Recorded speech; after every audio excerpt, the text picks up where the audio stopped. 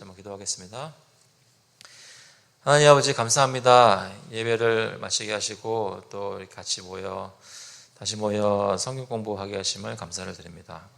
소율이 문답 다시 37번 보면서 공부할 때에 저에게 베푸신 유익이 저희가 살아있을 때뿐만 아니라 죽게 될 때도 그때도 저에게 유익이 있다는 것을 기억하며 은혜 없는 시간 되게 인도하여 주셔서 감사드리면서 예수 그리스도의 이름으로 기도합나이다. 아멘. 네, 오늘은 37번 소율이 문답입니다. 여러분 주보를 보시면 잘 나와 있는데요. 아마 소글 리더분들께 PDF 핸드아웃은 받으셨을 겁니다. 그 내용은 지금 스크린으로 나가고 있습니다. 37번 제가 질문을 읽겠습니다. 답을 함께 읽어주시면 감사하겠습니다. 신자가 죽을 때에 그리스도에게서 무슨 유익을 받는가? 신자가 죽을 때에 그 영혼이 완전히 거룩하게 되어 즉시 영광 중에 들어가고 그 몸은 여전히 그리스도께 연합하여 부활할 때까지 무덤에서 쉰다. 네. 오늘은 이 앞부분 영혼이 완전히 거룩하게 되고 또 즉시 영광 중에 들어가는 것에 대해서 좀 살필 텐데요.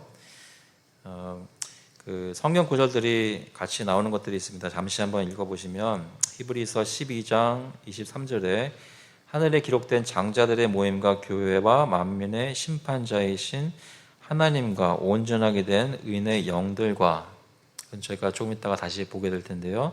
저희가 죽게 되면 하늘나라에 가는데 거기에 누가 있는지를 보여주는 것입니다. 근데 거기서 보시면 온전하게 된 의인의 영들과 했죠. 그래서 저희가 죽을 때는 영혼이 완전하게 온전하게 거룩하게 되는 것을 얘기를 합니다.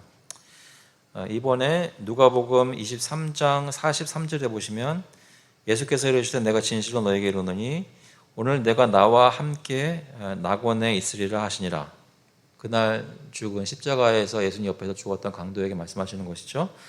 죽자마자 바로 낙원에 들어가는 것을 얘기합니다. 중간에 어떤 다른 연옥이나 중간 플레이스가 없죠. 바로 낙원에 함께 있게 됩니다. 고린도후서 5장 6절 8절 보시면 그러므로 우리가 항상 담대하여 몸으로 있을 때에는 주와 따로 있는 줄 아노니, 여기 있을 때는 주와 따로 있지만 8절에 보니까 우리가 담대하여 원하는 바는 차라리 몸을 떠나 어디 가게 되나요? 주와 함께 있는 것. 그러니까 몸에 있든지 아니면 몸을 떠나면 주와 함께 있든지 두 가지 옵션밖에는 없는 것이죠. 빌립보서 1장에도 그런 얘기를 합니다. 23절에 내가 그 둘 사이에 끼었으니 차라리 세상을 떠나서 그리스도와 함께 있는 것이 훨씬 더 좋은 일이라. 세상을 떠나면 다른 곳에 있는 것이 아니라 그리스도와 함께 천국에서 있는 것이죠. 그리고 3번에 보시면 데살로니가 전서 4장 14절에 이 3번, 4번은 저희가 다음번에 더 얘기를 하겠지만 잠시 보시면 우리가 예수께서 죽으셨다가 다시 살아나시는 믿을진데 이와 같이 예수 안에서 자는 자들 말씀하시면서 우리가 죽어도 예수님과 연합이 끊어지지 않는 것을 얘기하고 있습니다. 그리고 4번 보시면 다니엘 12장 2절에 땅의 태클 가운데서 자는 자 중에서 많은 사람이 깨어나 영생을 받는 자도 있겠고 수치를 당하여서 영원히 부끄러움을 당할 자도 있을 것이며, 그러니까 땅의 티끌 가운데 자는 자는 죽은 사람들을 얘기하는데요.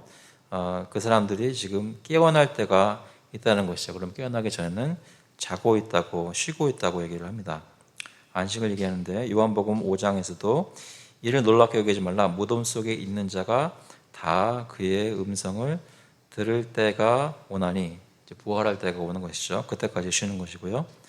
사도행전 24장에서는 그들이 기다리는 바 나 하나님께 향한 소망을 나도 가졌으니 곧 의인과 악인의 부활이 있으리라 함이니이다. 쉬고 든 사람들이 결국 끝에 가서는 부활하게 되는 것을 얘기를 합니다. 그러니까 지금 죽었을 때에 그 대기 상태에 들어가게 되는 것이죠. 그래서 오늘 다룰 내용들은 그 첫 두 가지, 완전히 영혼이 거룩하게 되는 것, 그리고 즉시 영광 중에 들어가게 되는 것을 얘기할 텐데요. 토론 질문 잠시 보시면요. 1번에 신자들이 죽을 때에 받는 유익은 몇 종류인가? 그래서 토마스 빈센트 목사님은 이렇게 어떤 유익이나 은혜들을 얘기할 때 하나하나 살피면서 몇 가지가 있는데 그 중에 첫 번째는 이것이고 두 번째는 이것이고 이렇게 얘기하는 것을 좋아하십니다. 그래서 여기 신자들이 죽을 때 받는 유익도 두 종류라고 하는데 첫 번째는 그들의 영혼에 관한 유익들이 있고요. In regard of their souls, 영혼에 관한 유익이 있고, 두 번째는 그들의 몸에 관한 유익이 있습니다. 왜 그 두 가지를 볼 수 있을까요? 사람은 몇 가지로 구성되어 있다고요?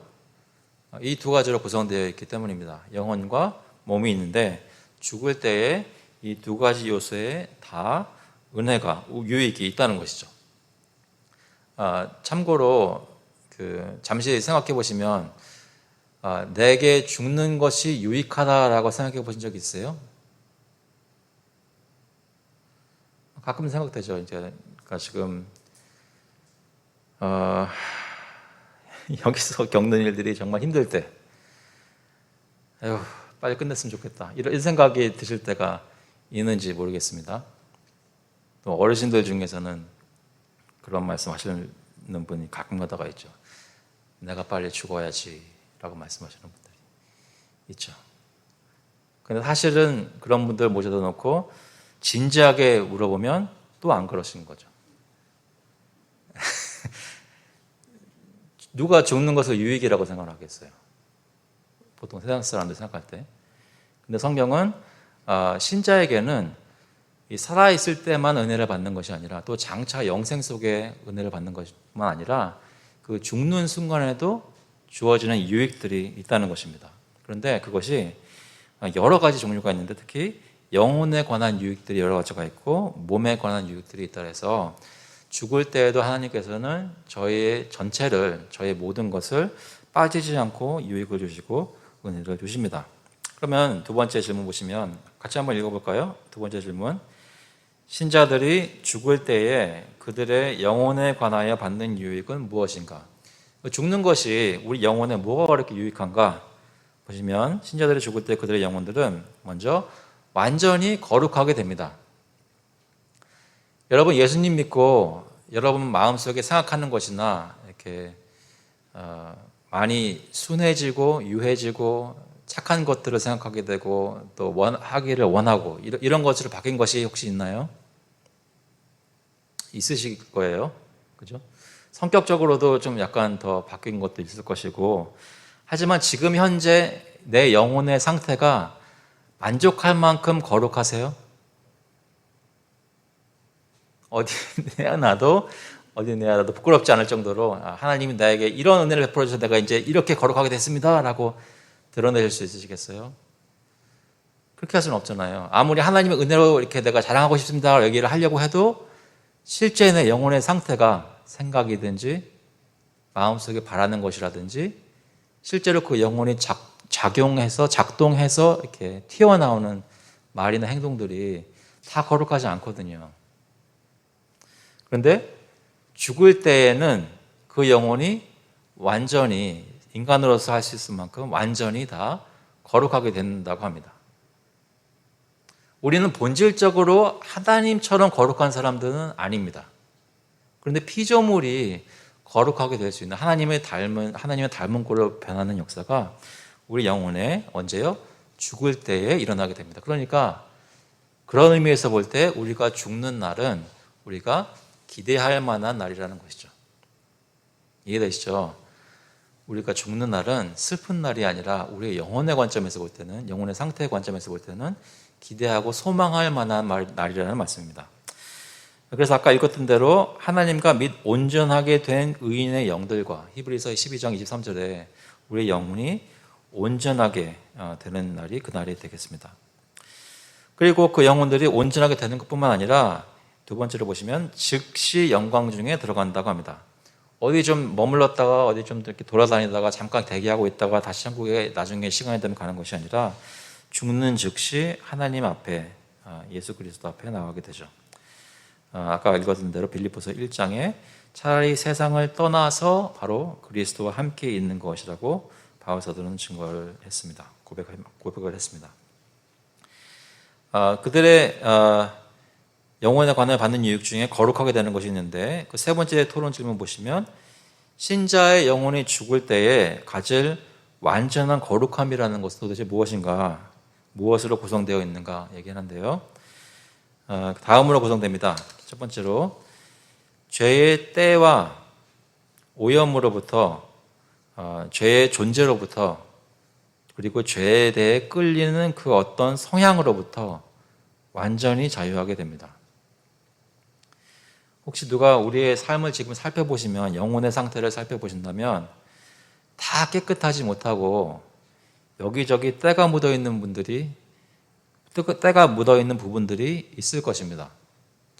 물론 저희 중에는 때가 다른 사람들보다 더 많이 묻어있는 분이 계시겠죠. 때가 좀 덜 묻어있는 사람들도 있을지 모르겠습니다. 세상을 얼마나 경험했는지에 따라서 그것이 다를 수도 있겠죠.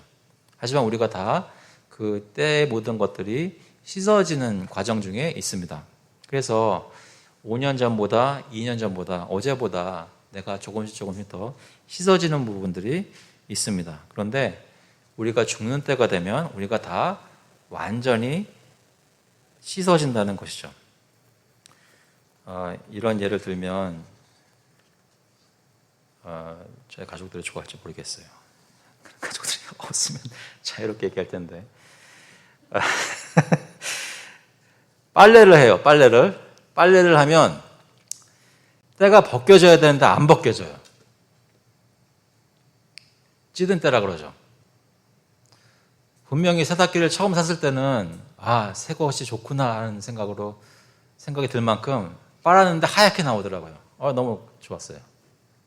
그전에는 아파트에 살면서 이렇게 아파트에서 거기 해놓는 그냥 싸구려겠거니 해가지고 했는데 잘 안 지던 때가 새로 들어와가지고 구입해가지고 하니까 잘 빠지더라고요. 근데 어느 순간부터인가 때가 안 빠지기 시작했어요. 그래가지고 빨고 또 빠는데 안 빠져요. 저의 영혼이 성경 공부도 하고 예배도 드리고 권면도 듣고 노력도 하고 여러 가지 막 씨름하면서 조금씩 깨끗한 모습으로 나오려고 무진 노력을 해요. 근데 여러분 거울을 바라보시면서 자신의 영혼을 들어보시면 안 빠진 부분들이 있단 말이에요. 때가 아직까지도 아무리 노력해도 그 사람 보면 미워요. 아무리 노력해도 주님 앞에 온전한 마음으로 못 나와요. 어떤 유혹이 있을 때 눈길이 돌아가요. 이렇게 아직까지 때가 있어요. 그런데 죽는 때가 되면 그 죄에 대해 끌리는 성향까지 없어진대요. 그러니까 죽는 날은 우리가 기대하고 소망할 만한 날입니다.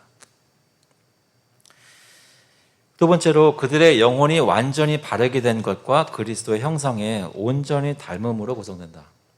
우리가 죽는 때가 되면 우리의 영혼이 때만 빠질 뿐만 아니라 긍정적으로 이제는 하나님이 디자인하신 대로 하나님의 아들을 온전하게 담는 그 일이 이제 우리를 보면 예수님을 보는 것 같이 얘기할 수 있는 그런 일이 저희 영혼에 일어납니다. 우리가 다 하나님의 아들을 믿는 것과 아는 일이 하나가 되어 온전한 사람을 이루어 그리스도의 장성한 분량이 충만한 데까지 이른 일이.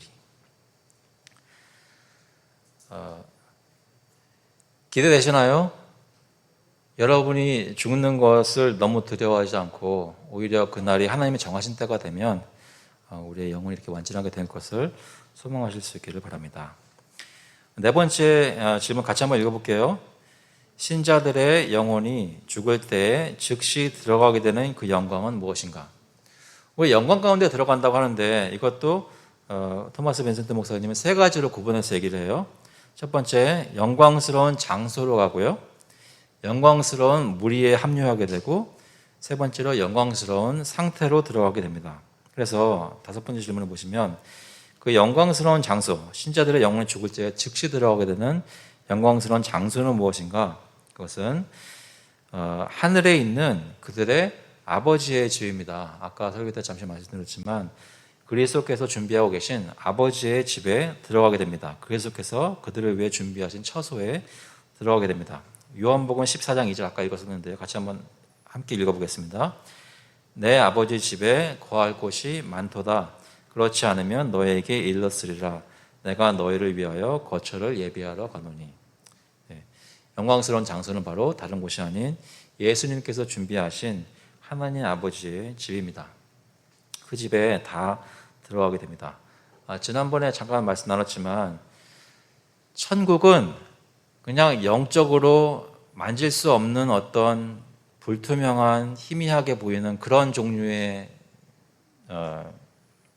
실체가 아니라 실제로 만질 수 있고 거기 가면 의자에 앉을 수 있고 같이 식탁에 둘러앉아서 음식을 먹을 수 있는 실제 장소입니다.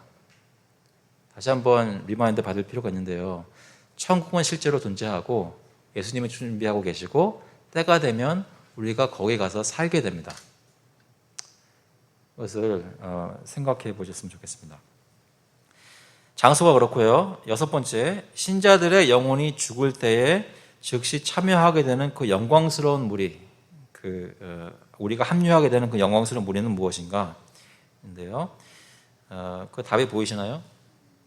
한번 같이 한번 읽어보겠습니다.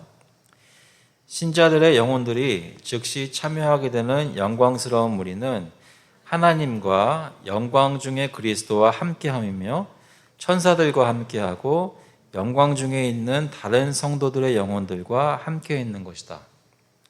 세 가지죠. 하나님, 천사, 그리고 다른 성도들입니다. 그날이 되면 실제 어떤 천국이라는 장소에 우리가 같이 자리를 함께 하게 되는데 예수님이 계시고 천사들 같이 있고 우리 먼저 앞서가신 참된 신자들, 거룩하게 된 신자들 같이 있습니다.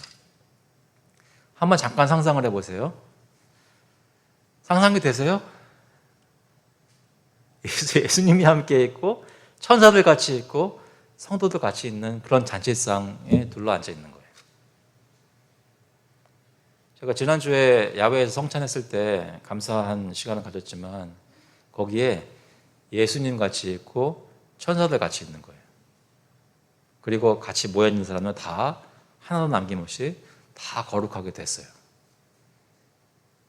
그곳에 저희가 지금 그런 무리에 합류하러 가는 겁니다. 언제요? 죽을 때가 되면.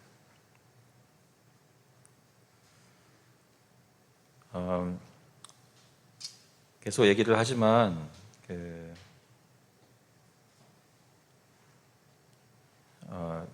가끔가다 그런 얘기 하시잖아요.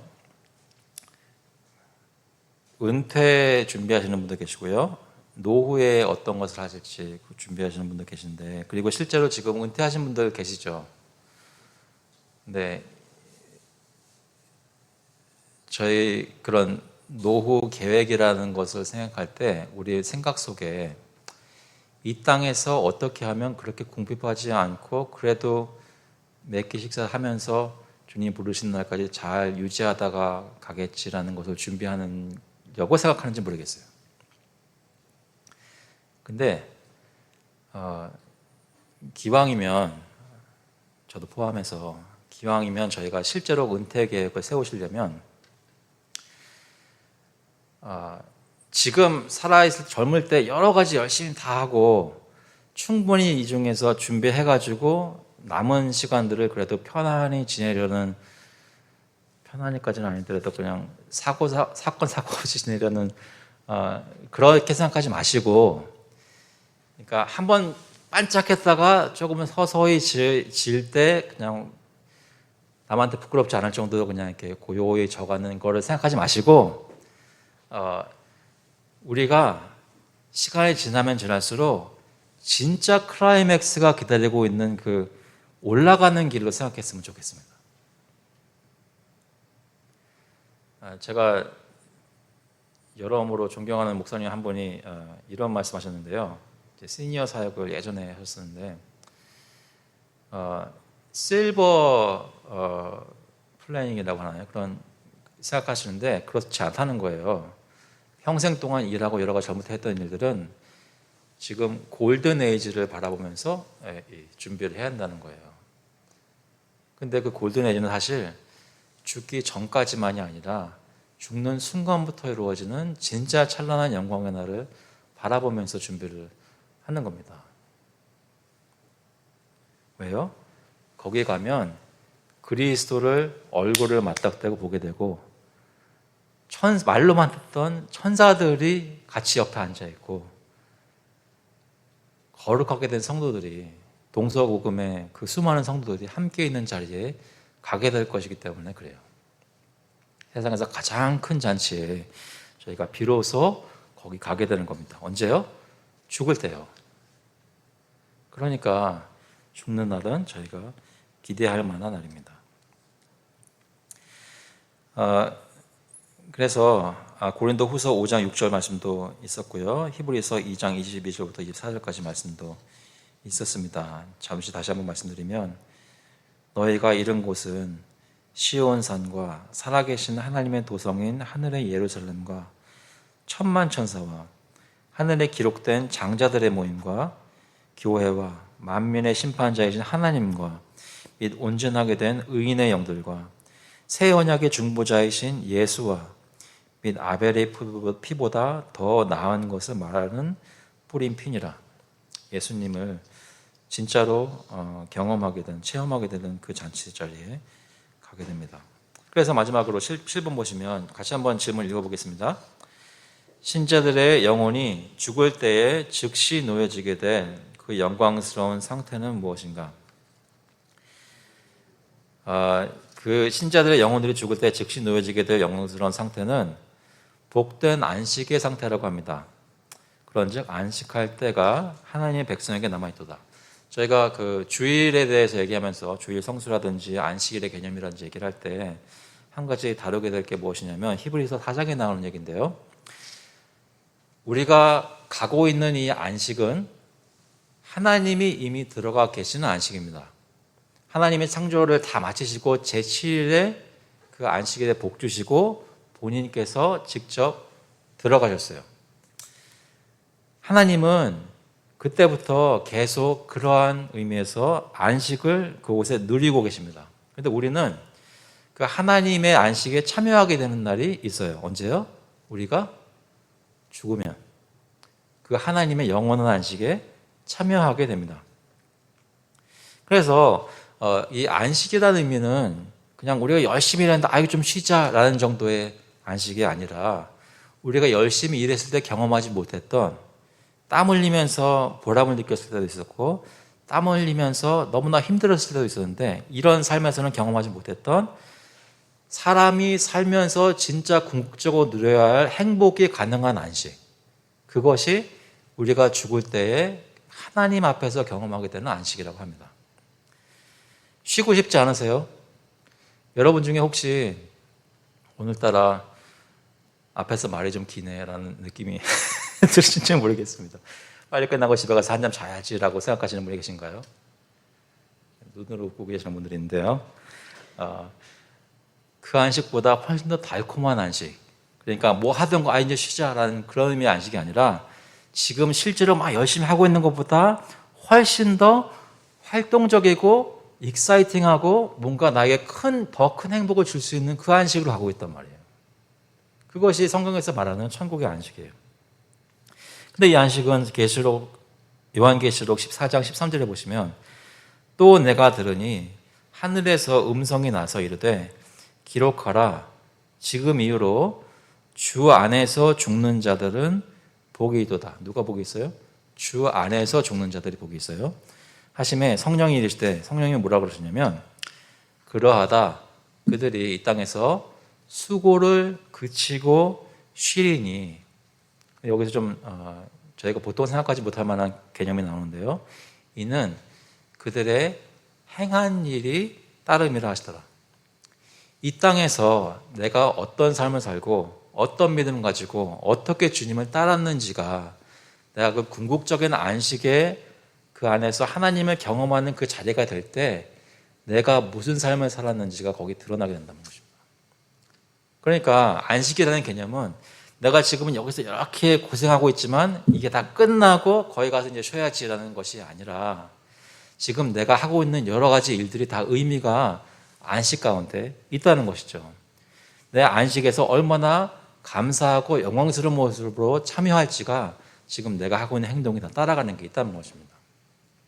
은혜로 들어가는 안식이지만 그 은혜 가운데 만방에 전파되는 성도의 순종이 찬란하게 빛날 때가 하나님께 예배를 바치는 것으로 드러나게 될 때가 있습니다. 그래서 우리가 죽을 때 이러한 여러 가지 유익이 있게 됩니다. 다음번에 좀 더 보게 되겠지만 잠시 오늘 몇 가지 다른 것을 생각해 볼 때 여러분 죽는 날이 기대가 되시나요? 아직 좀 기대가 덜 되시는 것 같아요. 그러니까 조금 더 묵상해 보시면서 은혜를 계속 받으면 좋겠습니다. 혹시 질문 있으신가요? 질문 없으세요? 그럼 잠깐 기도하겠습니다. 하나님 아버지, 저희가 죽는 날을 생각해 볼 때 지금은 나이가 많으시던 또 젊은 사람이든 이렇게 피부에 와닿지 않을 수도 있지만 또 죽는 날이 가까워졌다고 새록새록 느끼게 되는 상황이 되더라도 그것이 실제로 무슨 의미인지 어렴풋이 좀 만져보거나 느끼기 힘든 그런 것을 저희가 죽음으로 알고 있지만 사실 성경은 저에게 죽음에 대해서 굉장히 구체적으로 말씀하시고 죽는 즉시 저에게 무슨 일이 일어날지 자세히 말씀해 주시는 것을 기억하면서 그것이 저에게 유익이고 은혜이고 엄청난 것들을 이미 그리스도께서 준비하고 계시다는 것을 생각할 때 주님께 감사를 드립니다. 아버지께서 저희 세상 사람들처럼 소망이 없는 자들 같이 슬퍼하거나 기뻐하지 말게 하시고 영혼의 것을 소망하면서 그것이 시작되는 그것이 눈으로 보게 시작되는 그 죽음의 날이 두려운 것이 아니라 오히려 하나님의 정하신 날이 마음속에 기대가 되고 또 평안하게 되는 그런 역사가 저희 가운데 있도록 주님 인도하여 주셔서 오늘 시간 주신 것을 감사드리고 예수 그리스도의 이름으로 기도합니다. 아멘. 감사합니다. 다음 주에 뵙겠습니다.